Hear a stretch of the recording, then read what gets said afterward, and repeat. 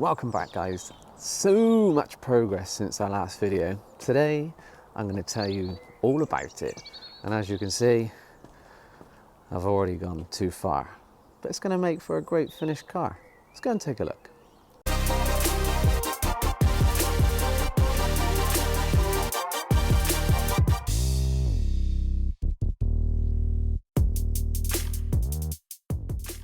Now the first thing I've done is restore the headlight. You may remember from our first video, the headlights let the car down a little bit and would have been an MOT failure. The chrome was starting to flake off with the originals and they were in need of a little bit of love.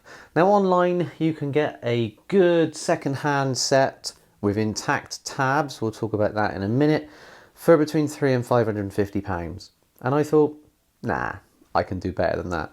So the first thing I did is remove them from the car. The grille comes off nice and easily, couple of clips, and then you got the little pieces on the side, couple of hidden screws, and this is where the problem starts. The screws that hold the headlights in from the top. Audi appear to have used a nice captive stainless steel nut and a mild steel bolt, which corrodes. And that nice captive nut is held in the plastic headlight and it spins around and people snap the tabs, and this is why the ones on the internet with not snap tabs seem to fetch good money. But apart from that, they came off the car pretty easily. I then started to take them apart, which is just a series of clips, and then the glass comes off, nice proper glass headlights, so they can be cleaned up lovely. And then underneath you've got the chromed bowls, which you can just, if you're very careful, prise out of the plastic headlights themselves. So I was then left at a bit of a crossroads and I needed to find a decent way to get them chrome again without paying someone to re-chrome them, which would have been expensive. Now I've done a lot of watching online of people reviewing so-say chrome aerosols, and they all seem to be crap. The lid looks lovely in chrome, but then you spray them on and they go dull and satin and they ain't going to work. That's the same position I'm in now, non-shiny headlights. So then I've done a little bit more reading on the internet and I found a company called Stardust Colours who do an aerosol called Go Chrome. And the video on their website was absolutely stunning. So I thought the paint must be stunning in real life. And I hope it was, because a tin delivered from France was £55, which is insane. So as soon as it turned up, I popped it out of the box and I tested it on a little bit of plastic. And apart from me putting it on way too thick and getting lots of runs, the finished result was very, very promising. So then I set about painting the chrome bowls themselves. Give them a little scotch to give them a bit of a key, degreased them, waited for a nice dry non-windy day outside. I painted them.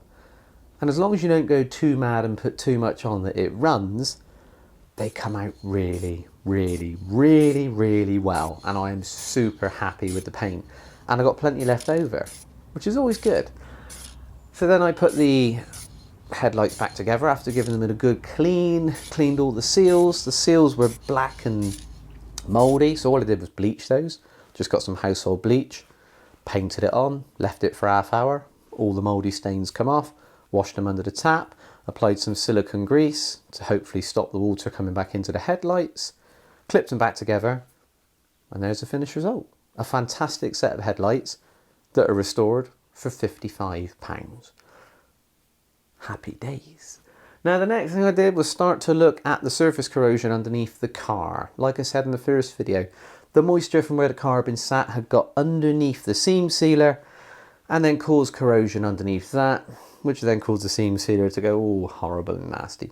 So I started to dig the seam sealer out, clean off the surface rust, protect and then prime. And then I thought, oh, if I remove this, I can get a bit more access. If I remove this, and then before you know it, the rear suspension's out and the back of the car is in total bits. But never mind, it's going to make for a much better car moving forward. Now that the rear suspension's out of the way, it gives me great access to get in and treat everything underneath the car. Where the rear trailing arms mount onto the body, all in behind there. It was just surface corrosion, it's all been stripped out and cleaned back and primed, and the car is now super solid, which is great. And I'm ready to reapply seam sealer and then an underbody sealer, and it should be lovely. And well, like I say, I've gone a little bit further than I expected to.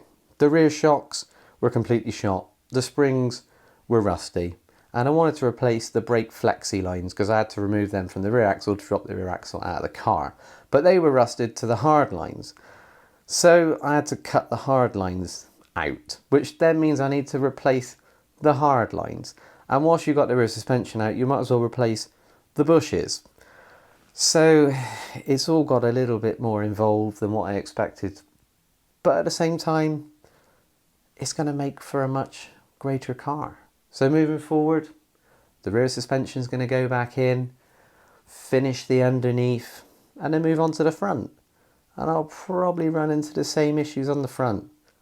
But like I say, it's going to make for a wonderful finished car that I'm very much looking forward to getting back on the road for the spring/summer and go out and do a few miles, maybe even take it to a few car shows. But I thought I'd drop in and give you an update, guys, just to keep you up to speed with what's going on down the bottom of the garden. Thanks for watching. Stay tuned.